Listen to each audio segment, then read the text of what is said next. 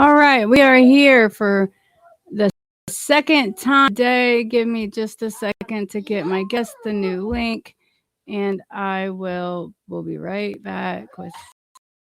She was already, but she couldn't hear me.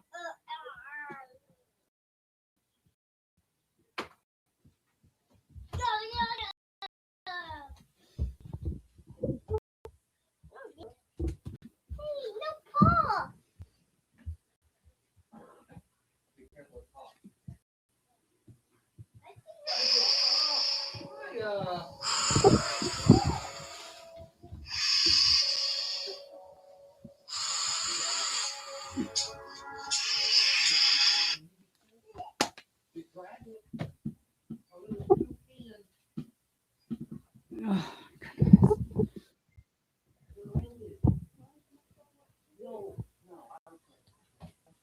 can you hear me now? Yes. Okay, shoo. Mamma mia. I know. Like, what the heck? I've never had that happen. All right, let's do it. Okay. So, one second. Let me close a few things on my computer so we don't lag up. Okay. So if you want to start, so tonight we have with us Ember. Ember is a newfound friend of mine.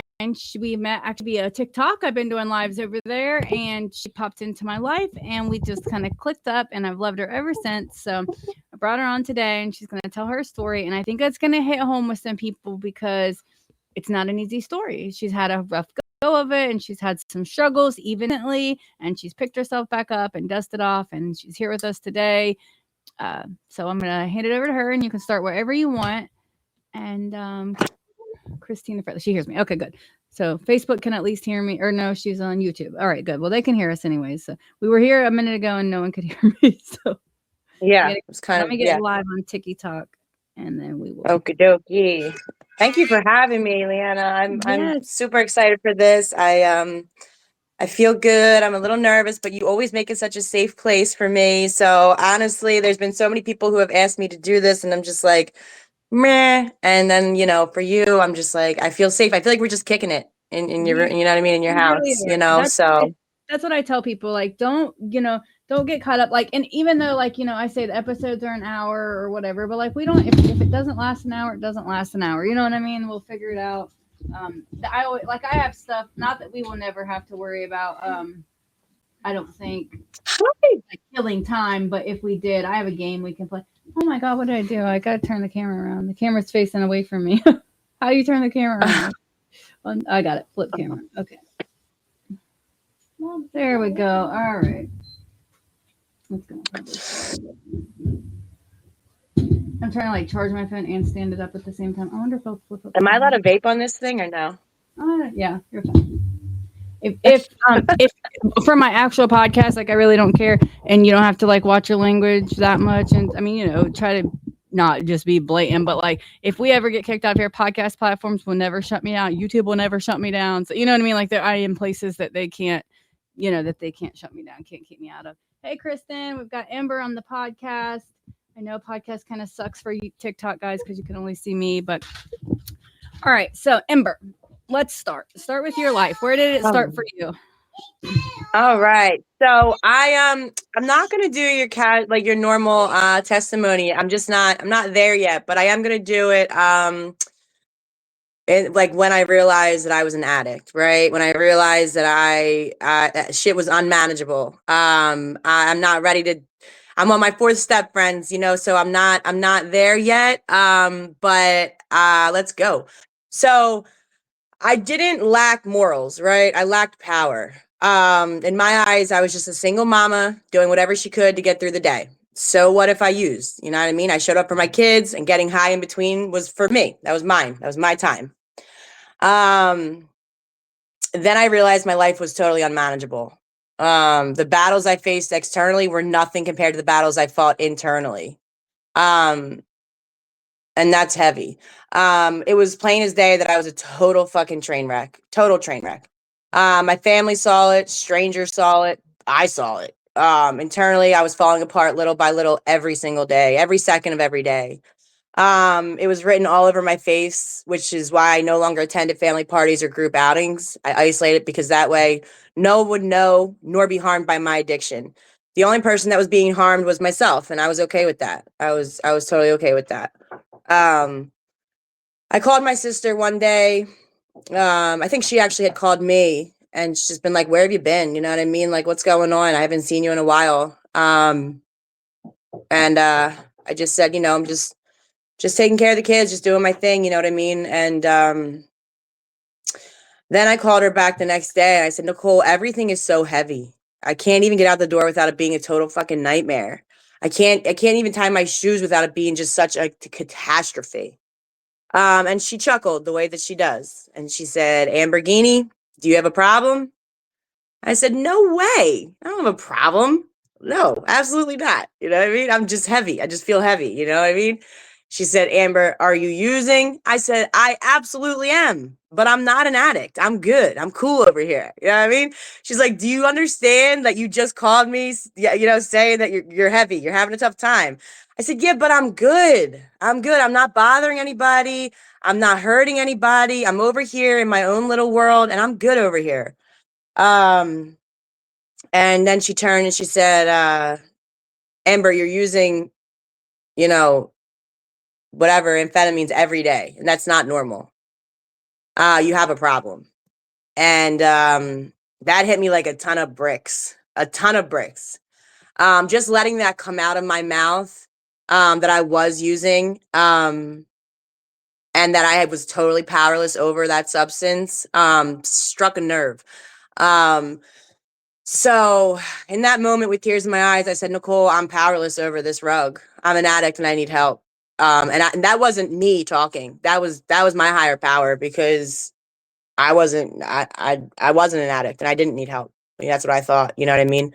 Um, so and then she said, Amber, it's not normal to do this every day. You have a problem. Okay, fine.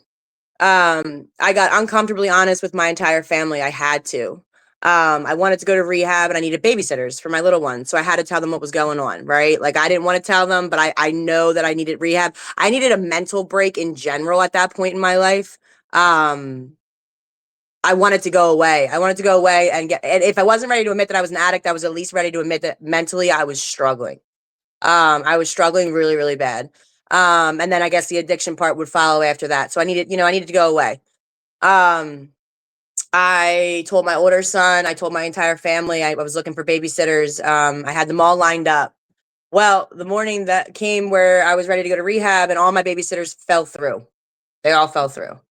The lift was on its way and I had to cancel the lift. Well, now my whole family knows that I'm an addict, right? Now everybody knows that I'm an addict. I'm struggling. I'm on serious rugs and rehab isn't happening. So now what? Now what do I do? Right? I'm fully loaded in my living room, bags packed. I didn't know what to do. Luckily, I had a babysitter for the next 3 days. Finding a babysitter for 3 days was a lot easier than finding a babysitter for 30 days. So within those 3 days, I didn't leave my house unless it was go to an AA meeting or church. I stayed sober, and then I started going to meetings, right? I had to do something to get these people off my back, right? I had to do something to get these people off my back. So I decided I'd go to meetings, right? And I say when I go to meetings, I say that very lightly. I would go there. I would go here and there. My family knew I was struggling. And one second. So my family knew I was struggling, right? But it just wasn't clicking in my stubborn brain that what they were saying in the rooms and things like that. I steered away from the meetings and I relapsed. White knuckling did not turn out as good as I thought. Right? Did not turn out as good as I thought. So then my strongest days are the ones I didn't do alone. The words and the process I heard in the meetings kept repeating in my brain. These steps, these things, all these things, right? One thing that stood out the most was I had to do this for myself, not for my kids or my nagging family, but for myself. I can't say that I thought I deserved recovery, but I knew my higher power didn't bring me this far for no reason. right? I really didn't think I deserved any chance at another life. I just spent 8+ years in active addiction. Showing up for my kids, but barely showing up for my kids. Mourning my brother's loss, but not fully mourning it. Not being there for my sister, not being there for anybody. You know what I mean? So that was enough. So the fact that the thought of like my higher power didn't bring me here, didn't bring me this far for nothing. That was enough for me to want to do this for me, right? I decided to try getting sober again and explore what these steps were all about and what the heck is a friggin' big book. The people in the rooms always ended with keep coming back. So I did, simply just kept going back. One day as I was scrolling through TikTok, I came across an amazing community. They were sharing their experiences, their strength and hope, and cheering on each other's sober dates. It was like one big friggin' pep rally for recovering addicts. I realized the people who were getting cheered on the loudest was the person with 1 day, 2 day, 3 days. I felt like I was kind of supposed to be there at that time, right? Then I heard someone mention the big book, and I heard that before in the meetings, right? The safest place I ever felt so far was in those meetings, in those rooms with those people. And so I heard them mentioning this big book. I saw them reading this big book. I heard them doing these things, and then I hear it on the TikTok, and I'm like, okay, maybe this is supposed to be, maybe this is all connecting for a reason. I was sent a big book, and that's when everything started settling in. I started counting my days, making meetings, and finding out who I was without the substances, right?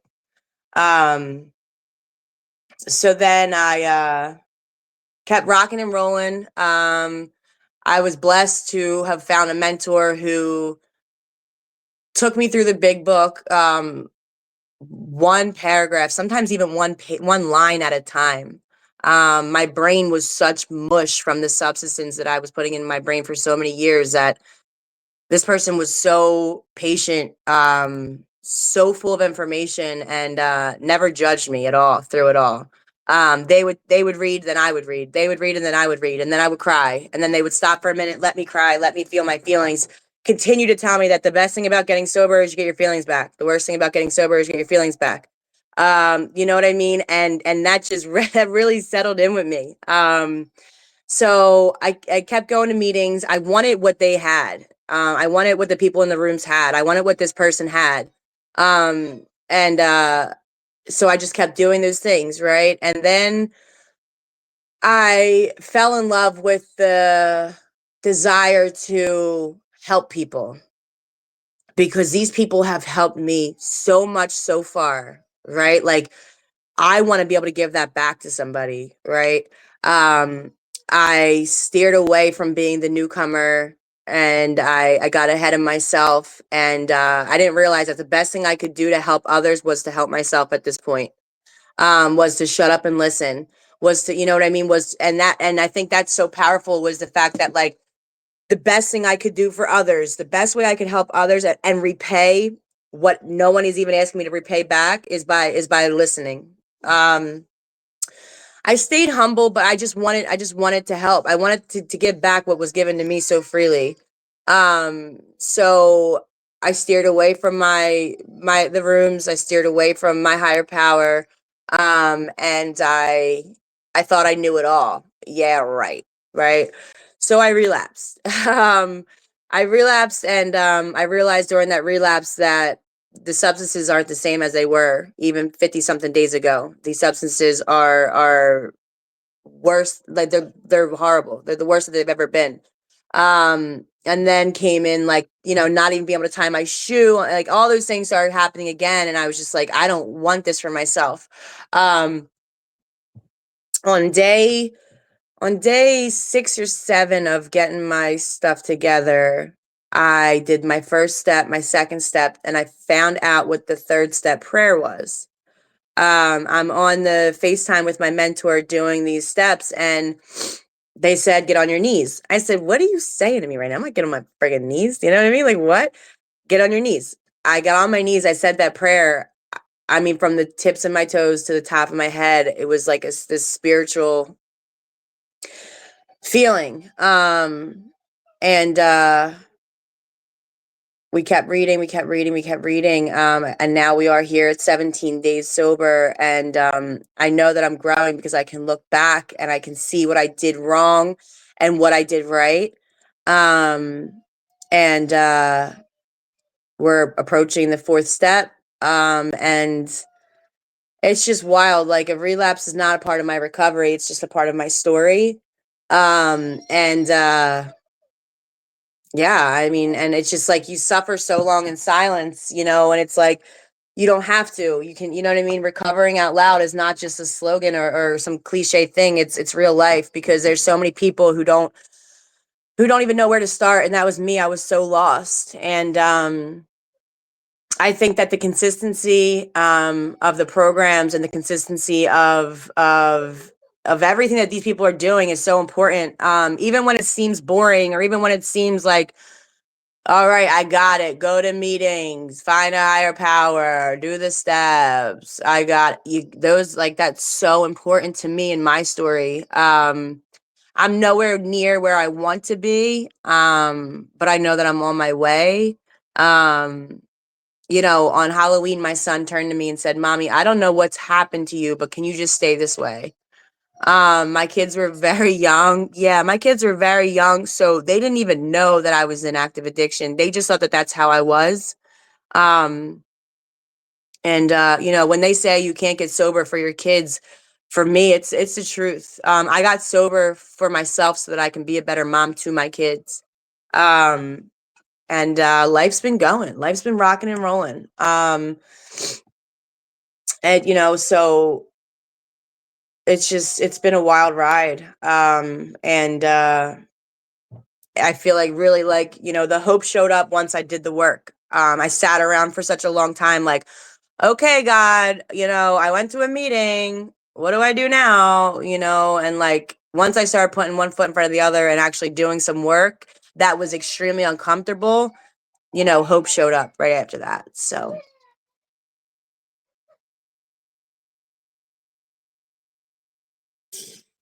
So much for that's sharing all that. I got. The first thing I say is that you are getting so much love on the TikTok. You are like I am. so much love. Like Kristen, she says, "I love you, Ember." Someone said, let's see, "Love you."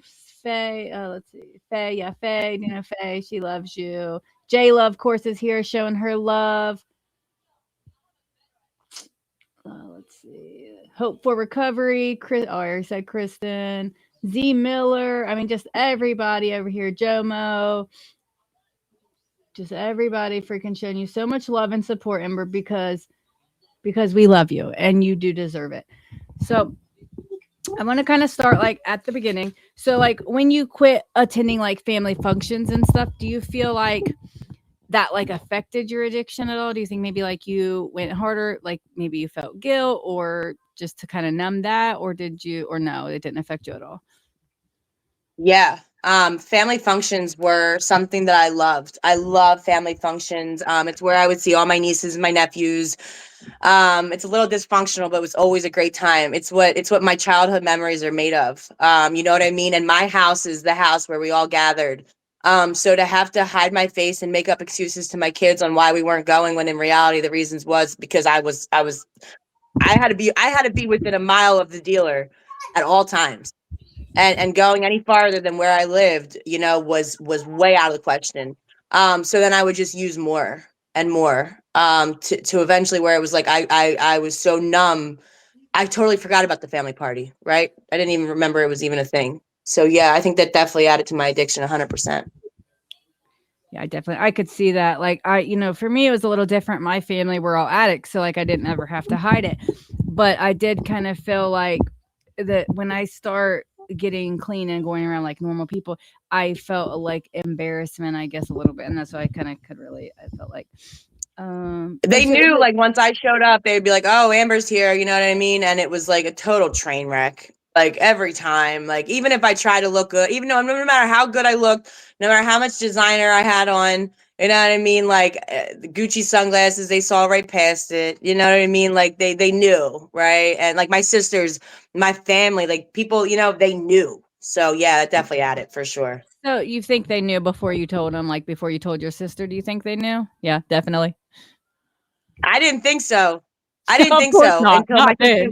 until my sister said, Amber, we all know. I'm like, how did you know? They're like, Amber, we know, you know? How did you know? I weighed 2 pounds. How did you know? I was the tiniest I've ever been, friends. I Ay, ay, love it. ay. I swear, I love to make fun of myself because when I was in my addiction, I swear, I thought it was so cute. I shaved off all of my eyebrows, like this big. Like I don't know why, tiny and thin. They were like this thin and so no eyebrows. I didn't even draw them on. Like I thought that was hot. Like I had no eyebrows. Yeah. And then I would Yeah. do the I'm like, orange makeup. I'm just rocking the mom bun. It's all good. They're Oh, like, yeah. Amber, get your shit together. It's not a mom bun, it's a dope bun at this point because it's not a bun, it's a freaking matted hair to the back of my head. I don't know how many times, like in my addiction, I refused to cut this long ass mane, so I would just. But I ain't taking care of it either because what the fuck would I do that for? So I swear it Right. would be so knotted, dude. Well, it literally would take me hours. Like when I would finally get somewhere and I would have to bath, wash it and condition it. And then it would literally take me like an hour to brush my hair out and it would hurt. I would cry, dude. There would be knots so bad. So many times I thought I would have to cut it because it was just fucking stuck to the face of my neck. Yeah. A mess. A mess. So I want to talk a little bit about the conversation when you finally did tell your sister. How long did it? How many times did you argue with her and say no before you finally admitted to it? Like I can just see being like, no, I'm not. No, I'm not. So my sister knows that when I was ready, I would come to her. She didn't even try and pry it out of me because she knew that it was a dead end street. She was in active addiction for a very long time. Um, her baby sister, she was more of a mom to me than my own mom was. We lost my mom at a really early age, and she watched me grow up. You know what I mean? She is my mom. You know what I mean? And she knows me better than I know myself. So not many arguments. We saved the arguments, right? Like they knew they had to love me from afar. They knew I was as stubborn as all hell, and that was not even a debate that they wanted to have with me. I didn't want to lie to them, and they didn't want me to lie to them, so they just didn't even bring it up. Didn't even bring it up. Yeah. Yeah, they were just like, they were like, they just let me be. My other family members can't really relate to addiction, so they didn't know what to do. We also lost a lot of family members during the years of my active addiction, so they were also trying to process that. So it's not that they didn't care, it was just that they didn't even know where to start. You know what I mean? And there's So nowhere they can start. Like until we're ready, there's nothing anyone does. I mean, no, nothing they exactly. can do. Like they can't force us to. Like, so when you finally did tell, you had to tell after you told your sister, then how did you the rest of the family, like how did you like come out, so to speak, to them? So I told my sister, and she's a solution type of person. Yeah, I mean, if you're not gonna come up with a solution, she don't want to hear it. Love her for that. Yeah, she's a tough one. That one. What are you gonna do about it now, Amber? Right? That's what she wants to know. What are you gonna do about it now? I've seen her unalive more times than I can count. She's been in Marky, please go. She's been in she's been in some things. What do you want, baby? Which one do you want? This one? Sorry, friends. You want this one? Okay, go ahead. So, okay, go ahead. I love him. He is so cute with his curls, bro. Thank you. Thank you. Go ahead, baby. I'm almost done. I've seen him. I've never seen the bigger one. Is he the younger one, right, Marky? Yeah, he's the youngest one. Go. And what's the older one's name? Logan and Steven. Hold on one second, friend. Oh, I didn't know you had 3.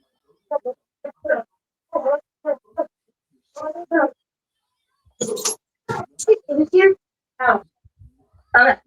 So, Marky.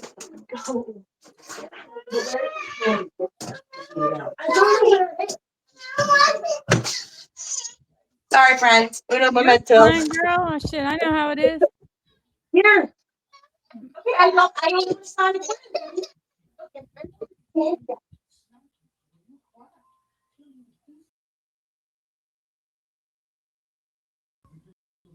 Hey, Ben. Jerry, Could you bring me a water, please?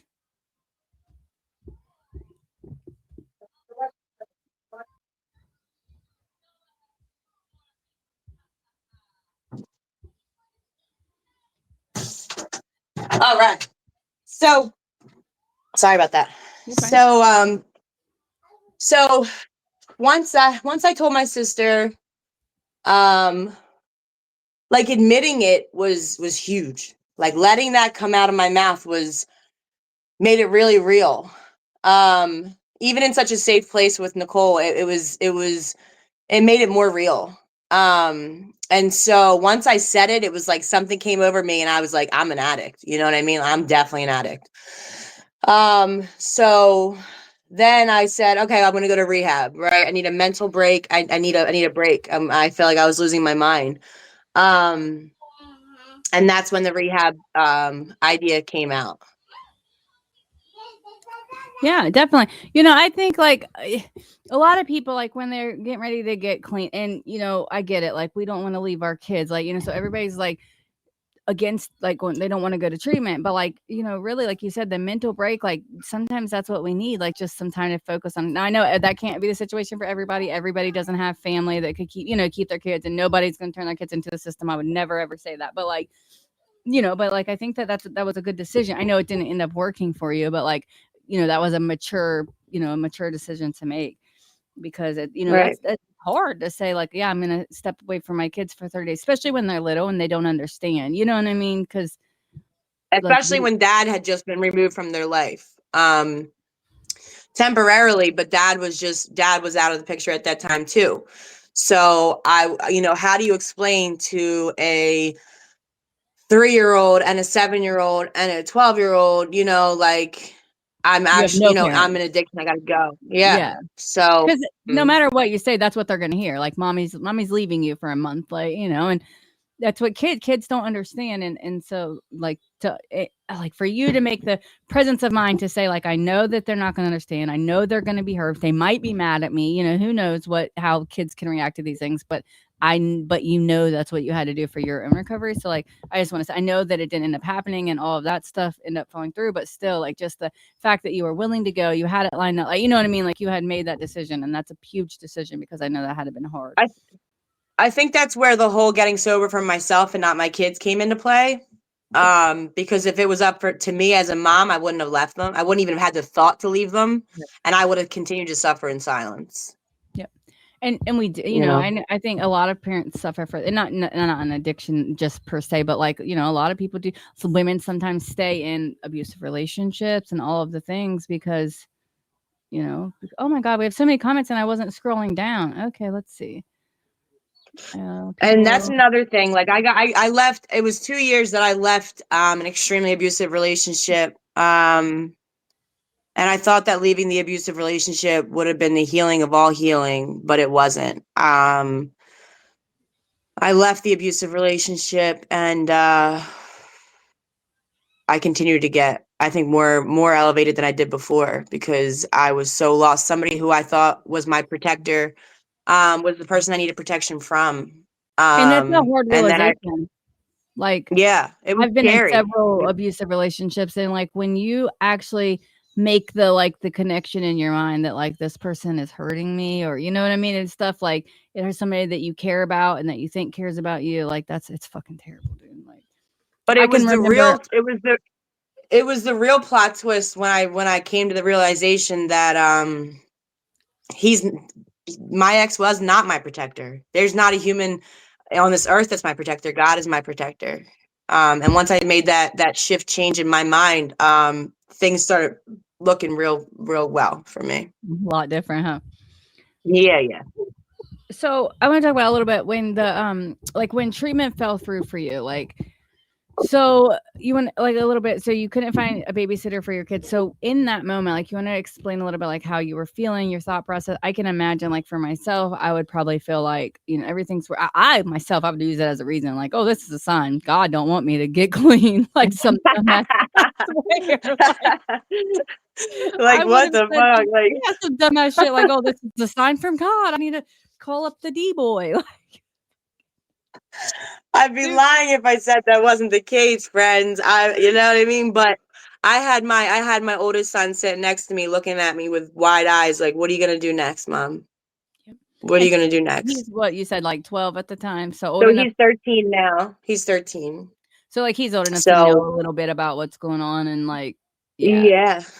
And yeah, his dad faced really his dad was was an addict for years and got himself cleaned up. But Steven was just looking at me like, "What are you gonna do now, Mom?" You know what I mean? And I was lifted, like, because I was going to rehab, I right. thought. I mean, I was on the uppers, downers, I was on anything at all. I was All the on it. stuff, You know yeah. what I Just mean? didn't want to feel anything, Yeah. yeah.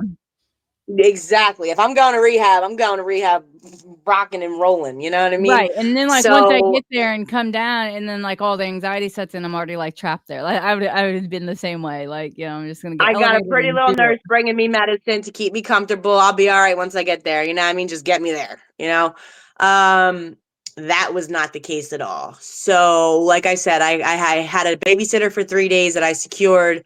And my Steven didn't leave that night until I actually had fallen asleep. He told his mom and his papa, I'm not leaving my mom until she falls asleep. And that was so hard because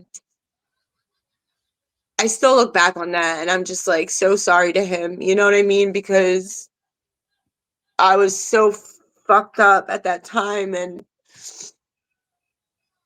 but I had to figure out a way to turn that around for him. I had to figure out a way to show him the resilience. I had to find out a way to show him, like, we get up from whatever it is that we fall from, we get up. And he just looks at me like, what is she going to do next? You know what I mean? Maybe worried, maybe concerned, but maybe I feel like he's my biggest fan. I'm given these opportunities to show him, like, what we do during these times of uncertainty and things like that. So he left. I woke up the next morning and I was pissed off. I was so pissed off. I told everybody. I was so pissed off it fell through. I was so angry. And I just remember praying and praying and praying and praying. I came into this with God. I've always, my higher power has always been God. That's one thing that has worked out in my favor because I wasn't confused on who was carrying me during these times. So by the grace of God, I kept my ass in the house for 3 days, and on the fourth day, I started hitting meetings. And I was so uncomfortable. I sat in the back with my hood up. Don't touch me. I'm not hugging you goodbye. I don't want no numbers. I'm here because my family wants to know what I'm going to do now. Um, and that was it. And that was it. Love that. Someone asked what, oh, I didn't even know it could do that. How long you were in active addiction. So I started using, I graduated from high school in 2012. I had my first son. I graduated in June. I had my son in May. I graduated high school with honors. And then 2 years out of high school, 2014, I started using. I had Yeah. severe postpartum, and my sister and my brother were using, so I figured, hey, that, like, we were separated when my mom passed away. We were younger, we were separated. So I figured, hey, if we all use together, we get to be together. You know what Right, I we get mean? bond. We get, Yeah, that makes yeah, perfect we sense, can you all have a know? good time. Yeah. Woo! So yeah, 2 years out of high school, I started using, and just ditching anything that had to do with responsibility. I did. And then that's when I got into an extremely abusive relationship in 2017. And I that's when I really started using heavy. So I guess 2014 till 2025. Wow, Long 10 years, time. 11 Yeah. years. Yeah. Did you say Yeah. you had one of Yeah. your kids in 2014 or in 2013? So no, I had my oldest son 2012. Oh, 12. Then I had Logan in 2018, and then I had Marky in 2020. 2020. I thought Braylon was born in 2014, and I thought you said I heard you say, you know, rolling in the dates, and I heard 2014. But And then the only time I was sober during those times were the 9 months that I was pregnant. As soon as I came home from the hospital, I was using right away.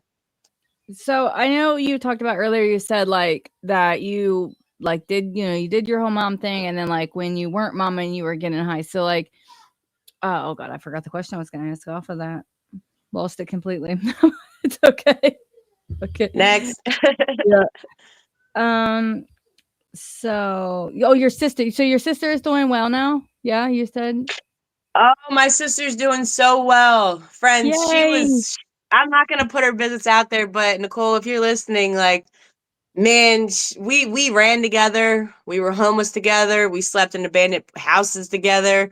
Um, she beat my ass one time. I showed up to her house high as a kite, talking about I need to go to the hospital. The lining in my stomach is inflamed from the shards of glass I was putting into it. And she whooped my ass in front of everybody. And Is she your big sister? yeah, we went. Yeah, my big sister. Yeah, my mom's sister. Yeah, yeah, and yeah, she didn't really give me no mercy because she didn't have no mercy. The world was so mean to her and so rough to her, and yeah, yeah. So So was she mad that you were high? Was she already clean at this point, or? no, she was higher than I was, but she was just so mad that I was high. She was Oh, higher than I was. She was in a bad place. She was probably in a worse place than I was, but I was her baby sister. And what the fuck are you doing, Amber? You know what I mean? You see me, you see my life falling apart. How dare you even do this? You know? And I was a stubborn little brat, and she wasn't having it, dude. She wasn't having it. You know what I mean? bend you right over her fucking knee, didn't she? Yeah. Yeah, she whooped my ass that night. I'll never That's forget that. that's Never forget that. I love it. So we've talked a lot about your sister. What about your brother? You said he was using with you guys as well. Is he doing? Yeah. Oh, So my brother's no longer with us. I remembered as soon as I opened my fucking mouth. I'm sorry. No, it's okay. That's a reason that you brought him up. He's in everything I do and everything I say. Dylan Dylan was everything to me. We were separated when we were younger, and he was just such a good person. The only identification he ever had in his life was his inmate number. He just, I don't know, you would think that that would have been, the 6 days on life support, and my sister throwing the clipboard at the nurse when they said we had to pull the plug because it was state laws that you can only keep somebody on life support for 6 days, and you know having the nurses come in and tell us that come on in and regulate, start stimulating his brain a little bit, and then overstimulating his brain because he knew we were there with him, and then the next day just for them to tell us that there was no brain activity. His friends carrying me up to the room to say our last goodbyes. You would think that would have been enough for me to get sober and tighten up.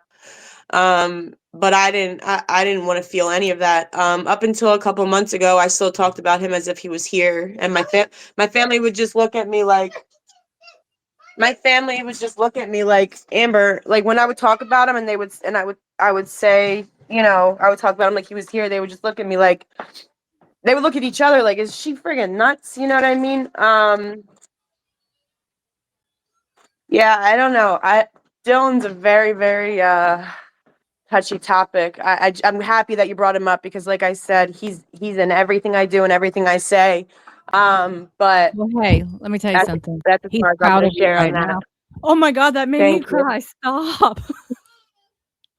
I'm sorry. Yeah. I laugh when I cry because I hate crying. Like, No, oh it's my okay. god, dude. As soon Yeah, as I asked about your brother, like I remembered, and I'm sorry, but but it was good. Obviously, he wanted to be talked about, so we got him in here. I love sure that. did. Um, Love him. God, I'm sorry that shook me. It's okay. Did he OD? Is that what happened? Yeah, so he was in a program called MinSec, and he struggled, man. I mean, he met the dealer in his hospital gown. He AMA'd from the last overdose and met the dealer in his hospital gown, and then he was court ordered to go to MinSec, and It's a very strict program, and he was doing great. He was doing great. He was finally getting it. I would meet him at the homeless shelter and bring him sandwiches for lunch. And I promised I'd buy him a new pair of Jordans if he completed the program. And he was so excited to complete the program. But where was I going to go after I completed the program? He had no home. He had nowhere to go. So I promised him I'd be there to pick him up, and I was a few minutes late. Of course, I'm always late. And the next girlfriend got a hold of him before I can get a hold of him, and she was still in active addiction. And so he went and to go use down North Philly, and he used on his way home, and they found him on the Market Frankfurt line during shift change. They helicoptered him to Jefferson Hospital, and they kept him on life support for 6 days, but his tolerance was not, he thought he could use the way he used before he went in, and that wasn't the case. He had so many days sober. The shit was just getting stronger. So that person got a hold of him before I could. And I just remember my sister sitting at the hospital every day, all day, every night, just like security, not letting anybody in, you know what I mean? And just like. So where'd the girl go? You said like a girlfriend got a hold of him and then they found him. Where'd she go? She went far away. She went far away. She went far away. Yeah, I can't speak about her because I working on my resentments right now. But I have resentment, and it's not even about I was like, where'd that bitch go? Well, you could only imagine what me and my sister were like. You know what I mean? Some things have happened, and I'm not proud of them. But hey, I don't know. Okay, we're gonna move on to happier topics. So, you said you realized you had to do it for yourself, and that the things that you heard in the meetings that just kept replaying in your head. So, and you say all the time that like the best thing to happen is to get your emotions back, and the worst thing to get, like I've heard you say that probably 50 times in the past couple of days. So I want you to tell me a little bit about all the overwhelming emotions that came rushing back once you got back in recovery. So reading the big book and reading the big book has been so magical. It's such a big part of my story. Because every time I would get choked up at what I was reading or things of that nature, like that person would just keep reminding me, the best thing about getting sober, get your feelings back. The worst thing about getting sober, get your feelings back. And it made me feel like what I was feeling was what I was supposed to be feeling at that time. I feel like for me, like for my addiction, it wasn't a physical withdrawal. It was a mental withdrawal. So when I would cry hard, I would cry so hard. And after I cried, I would get into the shower and then I would get out and I felt like a little bit of my old me was leaving through the tears and a little bit of the new me was coming back. You know what I mean? So it's like cleansing. Yeah. Like crying can be so freaking cleansing. And just the reassurance in the rooms and reassurance from my mentor, like that they felt that same way. You know what I mean? Like they felt that same way. They know how I'm feeling. Like they felt it and you could hear it in their voice. You could feel it. Like, so I knew I was on the right track, but it didn't hurt any less. You know what I mean? It didn't hurt any less, Yeah, I think that's a big thing is that like, we always hear that like recovery like is uncomfortable and like all of these things, and we just kind of like brush them off, but until we're in it, like it is so uncomfortable. Like I said earlier, like my issue was I got clean and I thought everything was just going to be better. Like, like all I did was quit doing drugs. Like I just didn't do drugs, and that my life was supposed to just be fixed, like turn into magic rainbows. Guess what? Fucking didn't. Like, in fact, early recovery was probably way harder than my addiction. Addiction was easy. I mean, in some aspects, like I didn't have any, all I had to do was get high every day. Like that was it. So like, early recovery fucking sucked. Like, I think seeing my sister come get sober and like seeing her go through the growing pains of it all, as well as my mentor, as well as the people in the meetings, even on the TikTok, you know what I mean? Like seeing people going through their emotions and like, I kind of knew what I was in for. I think that's why I kept running. You know what I mean? Like I knew what I was in for, so I kept running. But then I like got a clear mind, and I start looking around at these amazing people that are getting time, that have time, that are doing these basic things. I went into this knowing it was going to be uncomfortable. But I knew that the results that my sister showed, I mean, it was 1+1, you know what I mean? Like, she doesn't walk around like, like happy as ever all day, every day, but she walks around a whole lot lighter. She's got a career, she's got things to show for her. And that's one thing that I wasn't blindsided by how hard the process was going to be. Because I saw it in her, and I saw the results. So it wasn't, yeah. That's so big because you all right, sissy? Hold on, the baby fell. Man down. Yeah, Man down. she's tired. What? Wait. Oh, she don't even want me. She just wanted me to come over there and pick her up. She fell down on the floor and couldn't get herself up. Babies are funny. She's laughing. She's laughing. She said, hee hee. So I completely lost what I was gonna say, but what did you say right before I got up? Oh, I think that's why it's so important to share our stories. Like, that's why you hear me, I push it all the time, every night on our platform. Like, we talk about the hard stuff because, like you just said, like, you saw the results in your sister, and if you hadn't, like, who knows, where you would be today, because that's what it took for me, and a lot of other people that I've talked to. It took seeing other people succeed that have walked, like people that I used with and that kind of stuff, like people that I never ever thought would get clean.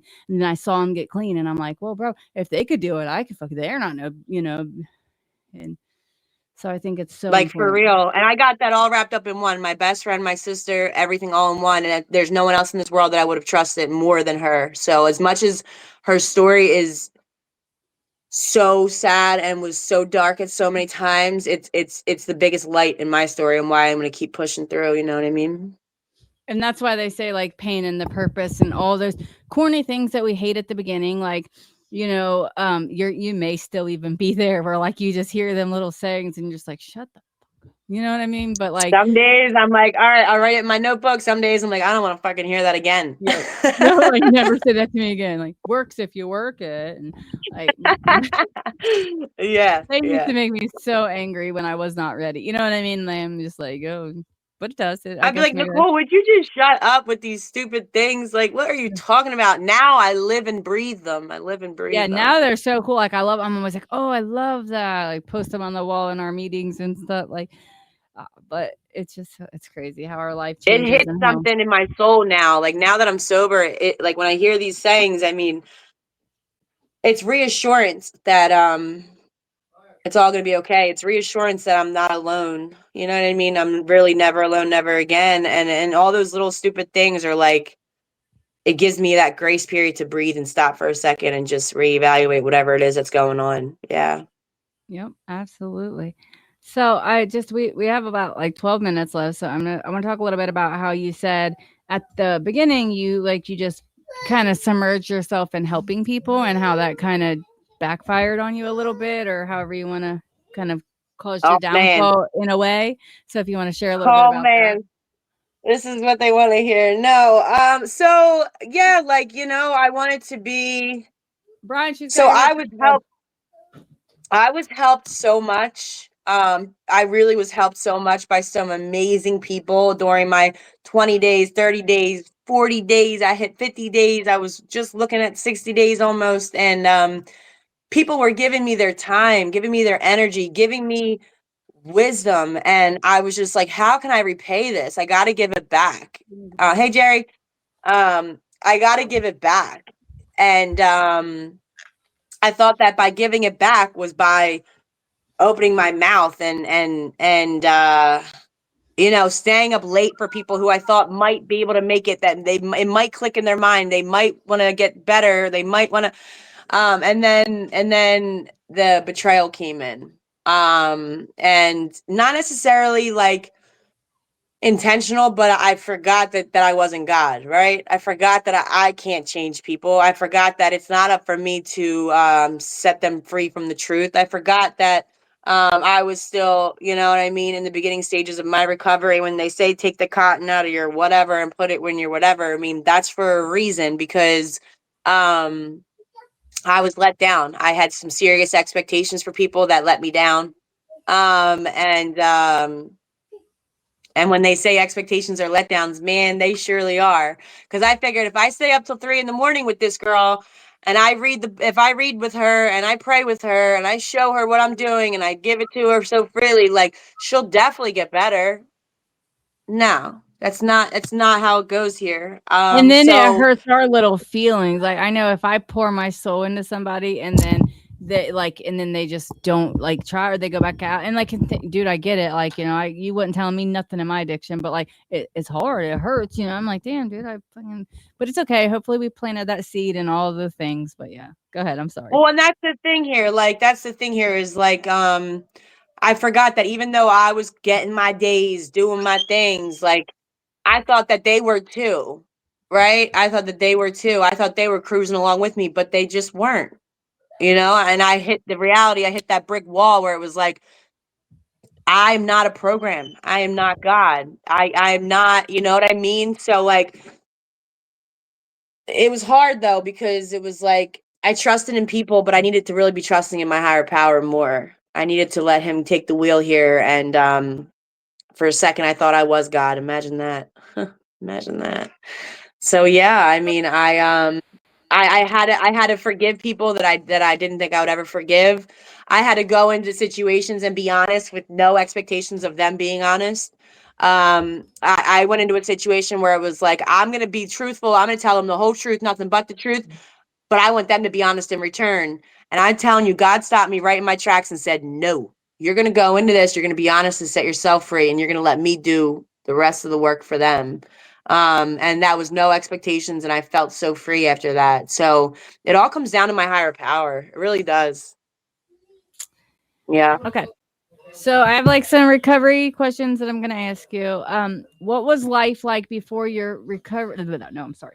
What was life like for you before recovery became a part of your story? Damn it, Sissy.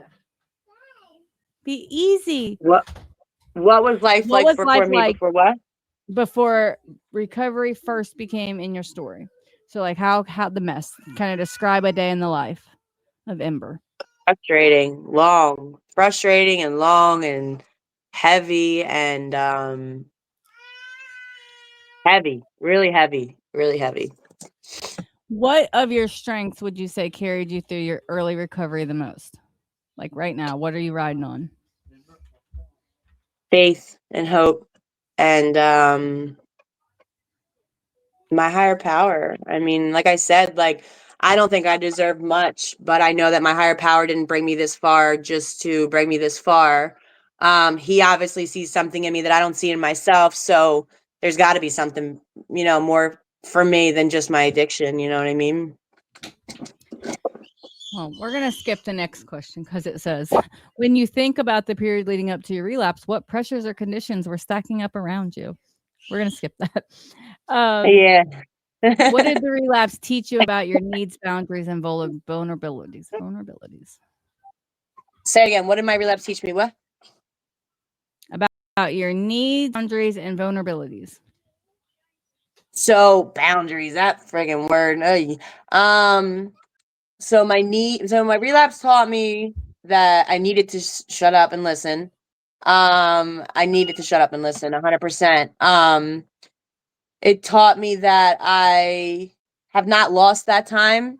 That I actually learned a lot during that time. Um, and that it's not it's just a slip up, you know what I mean? And it made me put my pride and my ego to the side and say, yeah, I slipped up, you know what I mean? But I want to be an example of if I can be an example of getting sober, I can be an example of starting over, you know what I mean? And that's kind of where I'm at with it. I try not to focus too much on my relapse because I got right back up by the grace of God. But yeah, I mean, my relapse is a small part of this story, you know? Absolutely. And it's not the end of it for dang sure. That's for sure. Could have been, but here we are, friends, still kicking. What surprised you the most about your own action to your relapse? What surprised me more about my what? The most about your reaction. Like, how did you handle your relapse? So I thought I was going to keep running and running and running and running and running and running. I think what surprised me the most was that when I thought I would relapse, I thought I would have a bunch of people around me, cheering me on to get back up, but I didn't need that. I needed to sit with myself. I needed to, process the fact that I slipped up, and I needed to figure out quickly how to get myself back to where I was. That's what it was. I was really surprised with the ability to sit by myself. And I think that's why everybody was removed during that time for something that was totally not related to my relapse. But God put me in a corner by myself and said, you're going to sit your ass down and figure out how to get back up. So I think my ability to sit with myself, analyze what has happened, and then get myself back up. Okay. I have 2 questions for you to close. The first is I always like to ask my podcast guests, if you could sit beside yourself in your darkest hour and give yourself one piece of advice, what would it be? One day at a time, 1 second at a time, 1 minute at a time. Love it. Okay. And the very last thing I'm going to ask you is, what message would you give to someone who relapsed this morning and feels like they've ruined everything? Oh man, that's heavy. Let me think for just 5 seconds here. I would say, what would I say? I would say, relapse is not a part of your story. Relapse is, you just gotta, I don't know. I guess I would say my relapse is something that I just like, I don't know. I think I would say to the person who relapsed and think that they messed up they didn't. This is just a stepping stone to your recovery. This is just a humbling moment. You know what I mean? To just humble your ass and just say, stay grounded, stay put, stay in the moment. You know what I mean? Just humble yourself. I became very not humble with my recovery. Use it as a grace period to just, you know what I mean, take a second and just thank God that you made it back. Thank God that you made it back. God is not finished with you yet. Yeah, God's not done with you yet. If he was, you wouldn't be here today to even say that you had a relapse at the end of the day. Okay, so I want to say real quick, Jimmy said that he would say to them, I believe in you. And Hype says he would say, tuck that pride in your back pocket and come back. I love it. Hi, Jimmy. Oh, I love the support. I love that. Could you keep the live up so I can see everybody's love and support? The TikTok live is on my phone. Oh, keep it up right now. Yeah. If you want to, So we'll close out the podcast. If you want to jump over there real quick, and I'll let you check it out. Before we got to run the time real quick. So, anybody watching that is going to be a part of our 7:30 live or 7 o'clock live on TikTok. We're gonna do 7:30 tonight because I had some problems getting the podcast up and running. It's 7:17 now. We have to go to town, so I'm gonna be in the car. But we are gonna get in the car and leave right now. It'll take me about 10 or 12 minutes to maybe 15 to get service, but we're like walking out the door right now. So we'll be there shortly. Leanna, thank you for your time. Jerry, thank you for sharing. No, Ember, my best friend with me. Here. I appreciate it. I want to set it up for you to come back later, in maybe a few months or a month or something, and kind of just tell, where you're at and that you're still trugging along. I love that. Trudging through, friends. Thank you. Bye. I'll see you on TikTok. Bye. Bye.